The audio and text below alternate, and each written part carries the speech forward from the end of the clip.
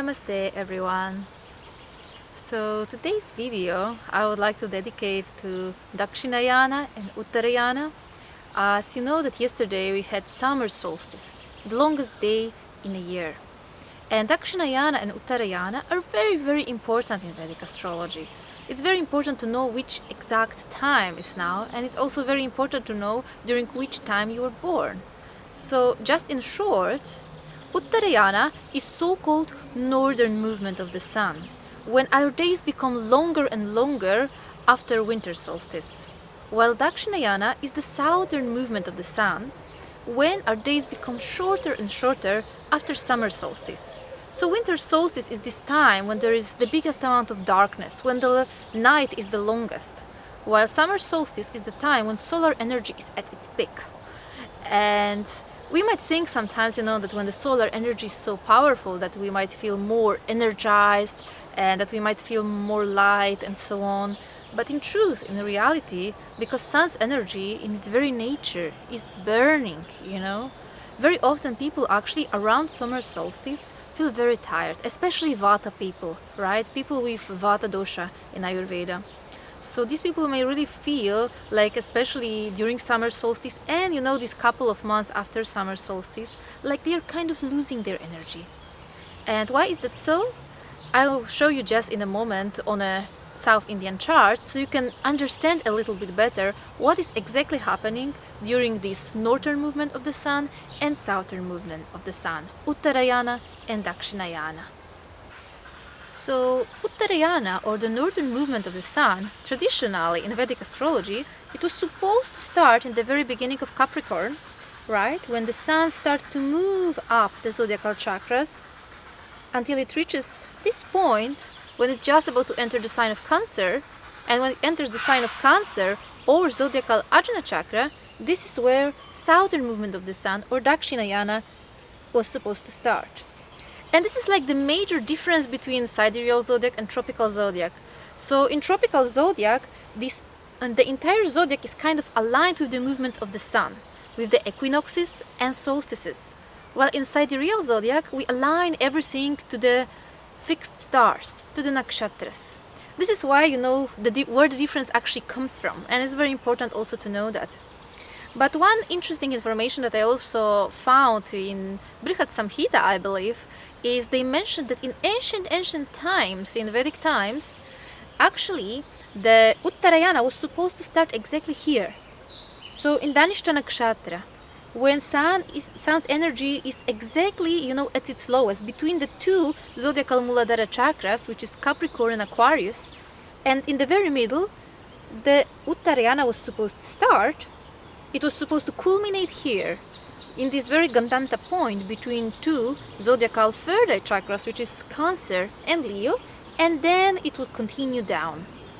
So just from that understanding, you can very easily understand that actually originally the Uttarayana and Dakshinayana was simply symbolizing how the solar energy, the energy of the soul, because sun is the soul, sun is the Atma Karaka, how it's actually moving through the zodiacal chakras.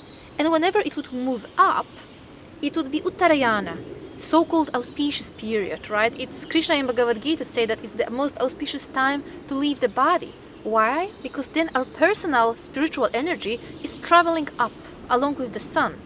While during Dakshinayana, our personal spiritual energy is traveling down, right? So the light also decreases. During Uttarayana, light increases, and during Dakshinayana, light decreases. So there is this major misconception that Uttarayana is like so-called auspicious time period, while Dakshinayana is so-called inauspicious time period. But in reality, both of them are important. The energy always needs to travel up and down, be it in our own body, be it in the body of zodiac, be it in the movements of the sun. The circle always must be full. There must be life, there must be death. There must be receiving, there must be losing. And it's true, during the time of Uttarayana, specifically during this time period between the winter solstice and spring equinox, you can really tangibly feel how our level of energy is actually rising. You can really feel that. You can feel that things go a little easier, that there is like this aspect of grace coming much more easily to us. And this is all that Uttarayana is about. It's actually when the sun's energy is giving us a little bit more grace, when things come more easily to us. While during the period of Dakshinayana, when the levels of energy go lower and lower, because please remember that also during Dakshinayana, all the tamasic signs, they fall in Dakshinayana. And tamas is all about inertia, about resting also.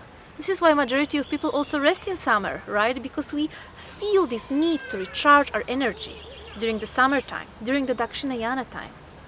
And Dakshinayana is strongly connected, with this energy of resting, with going more inwards, and with the process of learning itself.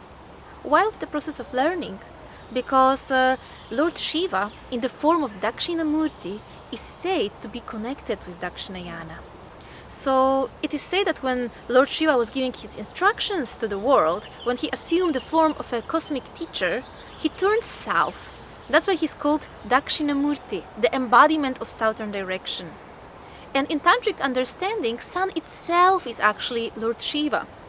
So whenever sun is going through Dakshinayana, like right now, the astronomical Dakshinayana has started. Because please remember that astronomical Dakshinayana starts right after summer solstice.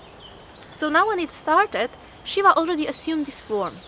He already assumed the form of a cosmic teacher who wants to teach us something. And learning experience is not always the pleasant one, right? This is why this exact time period during Dakshinayana is the time period for all of us to put more effort into learning, to put more effort into our work.